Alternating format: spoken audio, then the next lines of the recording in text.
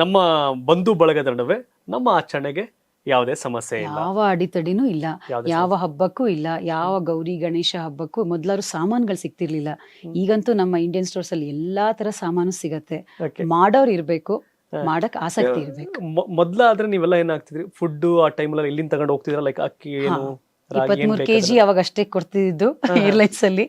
ಅದ್ರಲ್ಲಿ ಜಾಸ್ತಿ ಅಮ್ಮ ಅತ್ತೆ ಅವ್ರದ್ದು ಹುಳಿ ಪುಡಿ ಸಾರಿನ ಪುಡಿಯಿಂದ ಪ್ಯಾಕ್ ಮಾಡ್ತಿದ್ವಿ. ಓಕೆ. ಇವಾಗ ಬರಲ್ಲ MTR ಅದು ಇದೆಲ್ಲ ಬಂದಿದೆ. ಸೊ ಹಾಗಾಗಿ ಮೊದಲು ಇವನ್ ಅಂಗಡಿಗಳು ಕೂಡ ಕಮ್ಮಿ ಇದ್ವು. ಈಗೆಲ್ಲ Indian restaurants and super markets ಎಲ್ಲ ಇರುತ್ತೆ ಆ ಜನಸಂಖ್ಯೆ ಮೇಲೆ. ಇಂಡಿಯನ್ ಮಾರ್ಕೆಟ್ಸ್ಗಳು, ರೆಸ್ಟೋರೆಂಟ್ಸ್ ಇನ್ನೇನದು ಮಾಮೂಲಿ. ಆದ್ರೆ ಇವಾಗ ಸೌತ್ ಇಂಡಿಯನ್ ರೆಸ್ಟೋರೆಂಟ್ಸ್ ಜಾಸ್ತಿ ಬರ್ತದೆ, ಮೊದಲು ಬರೇ ನಾರ್ತ್ ಇಂಡಿಯನ್ ರೆಸ್ಟೋರೆಂಟ್. ಆದ್ರೆ ನಮ್ಮ ಸಾಮಾನು ಸಿಗೋ ವಿಷಯ ಬಂದಾಗ ಈಗ ನಮ್ಮವರೇನೆ ಇವಾಗ ಅಂಗಡಿ ಓಪನ್ ಮಾಡ್ತಿದ್ದಾರೆ. ನಮ್ಮ ಮ್ಯೂನಿಕ್ ಅಲ್ಲಿ ಕನ್ನಡದವರೇನೆ ತಪ್ಪನಂತ ಅವರು ಕೊಪ್ಪ ಹುಡುಗ ಅವರೇ ಒಂದು ಓಪನ್ ಮಾಡಿದ್ದಾರೆ. ಸೊ ಎಲ್ಲಾ ತರ ಸಾಮಾನು ಸಿಗತ್ತೆ. ಹಾಗಾಗಿ ನಮ್ಮ ಆಚರಣೆಗೆ, ನಮ್ಮ ಜೀವನ ಶೈಲಿಗೆ, ಹಿಂಗಿಂದ ಹಿಡಿದು ಸಾರಿಗೆ ಎಲ್ಲ ಸಿಗುತ್ತೆ. ರಶ್ಮಿ ಅವರು ಶಾಲೆನ ಕಲ್ತಿದ್ದು, ಕಾಲೇಜು ಇದೆಲ್ಲವೂ ಕೂಡ ಕರ್ನಾಟಕ, ಶಿವಮೊಗ್ಗ.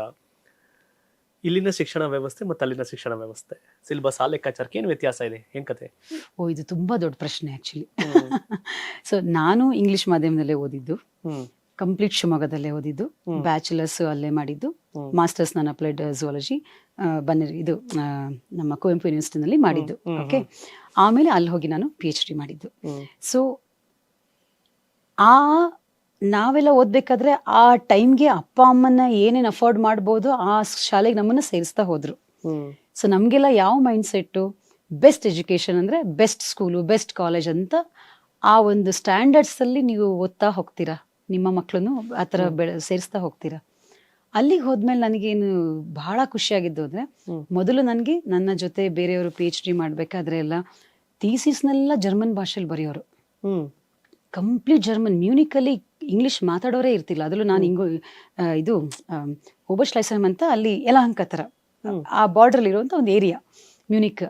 ಅಲ್ಲಂತೂ ಇನ್ನು ಬವೇರಿಯನ್ ಆಕ್ಸೆಂಟು, ನಮ್ಮ ಇರೋ ರಾಜ್ಯದ ಅದೊಂದು ಸ್ಲ್ಯಾಂಗ್ ಅಷ್ಟೇ, ಅದೇನು ಬೇರೆ ಭಾಷೆ ಅಲ್ಲ, ಜರ್ಮನ್ ಭಾಷೆನೇ.